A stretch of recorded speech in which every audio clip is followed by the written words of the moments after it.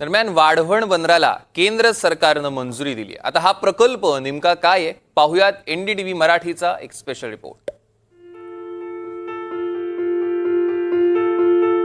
पालघर जिल्ह्यातील वाढवण गाव महाराष्ट्राच्या उत्तरेकडचं हे टोक।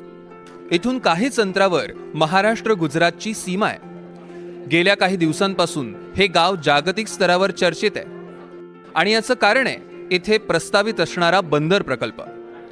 महाराष्ट्रातील जवाहरलाल नेहरू पोर्ट अथॉरिटी आणि मेरिटाईम बोर्ड यांच्या वतीनं या बंदराची उभारणी प्रस्तावित आहे। 12 लाख नोकऱ्या उपलब्ध करून देणारा हा प्रकल्प आहे आणि केंद्र सरकारनं नुकतीच या प्रकल्पाला मंजुरी दिली आहे। इस पोर्ट से एस्टिमेट किया जा रहा है कि करीब 12 लाख एम्प्लॉयमेंट जनरेट होगा। करीब 12 lakh employment opportunities will be created by this port.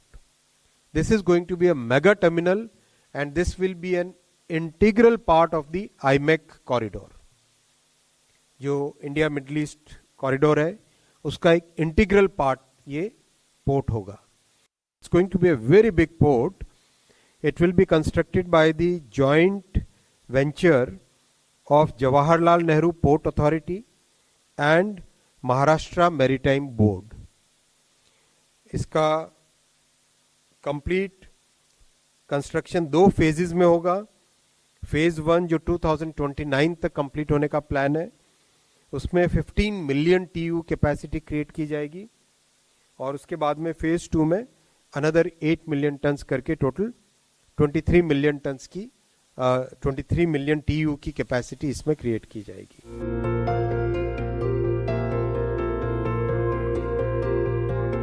Mumbai port आणि JNPT पोर्ट या दोनही बंदरांना पुरेशी नैसर्गिक खोली नाहीये। याशिवाय ही दोनही बंदरं ही अगदी शहराच्या जवळ असल्यामुळे त्यांच्या विस्ताराला सुद्धा प्रचंड मर्यादा आहेत। दुसरीकडे जगभरामध्ये आता जहाजांचे आकार प्रचंड वाढायला लागलेत। जगातलं सगळ्यात मोठं जहाज सामावून घेता येईल असं एकही बंदर सध्या भारतामध्ये उपलब्ध नाहीये आणि म्हणूनच वाढवण बंदराच्या या प्रकल्पाची निर्मिती करण्यात येते। पालघरच्या डहाणू जवळ हे मुंबईपासून 150 किलोमीटर अंतरावर हे बंदर असेल। याचा फायदा महाराष्ट्र, गुजरात आणि मध्य प्रदेशला होईल। JNPT आणि मुंबई बंदराला नैसर्गिक मर्यादा आहेत आणि म्हणून हे बंदर महत्त्वाचं आहे। या बंदराला नैसर्गिक खोली खोदकामाची गरज नाही। मर्यादित खोलीमुळे माल वाहतुकीत अडथळा निर्माण होतो। याचा प्रस्तावित खर्च 76,000 कोटी इतका आहे। 12 लाख लोकांना यामुळे रोजगार मिळेल आणि जगातल्या टॉप 10 बंदरांमध्ये याचा समावेश होईल। वाढवण बंदरासाठी किती जमीन संपादित केली जाईल आणि या बंदराची वैशिष्ट्ये नेमकी काय तेही पाहूया। 10 किलोमीटर अंतरावर 20 मीटरची नैसर्गिक खोली उपलब्ध आहे। किनाऱ्यापासून 6 किलोमीटर अंतरावर 15 मीटर उंचवटा उपलब्ध आहे। नवीन पिढीच्या जहाजांना सुरक्षित प्रवास आणि पार्किंग सुद्धा करता येईल। इथे खोदकामाची आवश्यकता नाही कारण 20 मीटरची नैसर्गिक खोली उपलब्ध आहे। 1473 हेक्टर जमीन संपादित होईल आणि 1000 हेक्टर त्यातली सरकारी जमीन असेल। 571 हेक्टर जमीन ही खासगी, आदिवासी, वन आणि सरकारी जमिनींचं संपादन यात होईल। वाढवण बंदर 2035 मध्ये 15 दशलक्ष कंटेनर एका वेळी सामावून घेईल।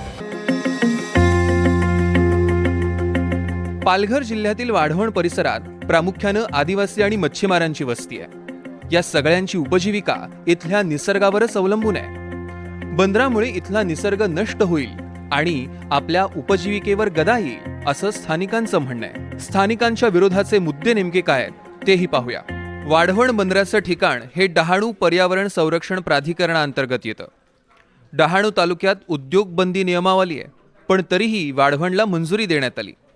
वाढवण परिसरातील खडकाची रचना मत्स्यबीज उत्पादनासाठी अनुकूल आहे। मुंबई ते दक्षिण गुजरात असा हा पट्टा मत्स्यबीज उत्पादनासाठी सुवर्ण पट्टा म्हणून ओळखला जातो। हा सुवर्ण पट्टा वाढवण बंदरामुळे नष्ट होण्याचा पर्यावरणवाद्यांचा आरोप आहे। वाढवण बंदरामुळे समुद्रातील पाण्याची पातळी वाढेल आणि त्यामुळे गावांमध्ये पाणी शिरेल असा दावा केला जातो। या बंदरासाठी समुद्रात भर टाकला जाईल आणि त्यासाठी उत्खनन होईल असाही आरोप करण्यात येतोय। यामुळे पर्यावरणाचा समतोल बिघडेल आणि राष्ट्रीय संरक्षणालाही धोका पोहोचण्याचा दावा केला जातोय. तारापूर अणुऊर्जा प्रकल्प, डहाणू औष्णिक ऊर्जा प्रकल्पांना धोक्याचा दावा केला जातोय. वाढवण बंदरापासून रेल्वे मार्ग फक्त 12 किलोमीटरवर आहे. रस्ते मार्गानं देशाच्या उत्तरेला हे बंदर जोडणं सहज शक्य होईल.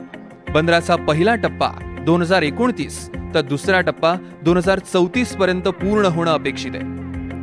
हे बंदर पूर्ण झालं तर देशाच्या जलवाहतुकीची ही नवी ओळख बनेल. Bureau report, NDTV Marathi.